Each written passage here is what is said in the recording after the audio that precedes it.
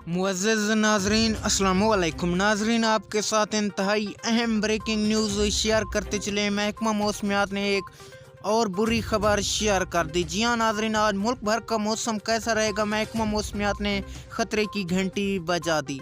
आइए नाज़रीन, आपको मुकम्मल तफसील से आगाह करते हैं, लेकिन उससे पहले इस वीडियो को लाइक करके चैनल को सब्सक्राइब और इसके साथ बेल नोटिफिकेशन को ऑन कर दें, ताकि इस तरह की खबरों का नोटिफिकेशन मिले, आप रहें बाखबर।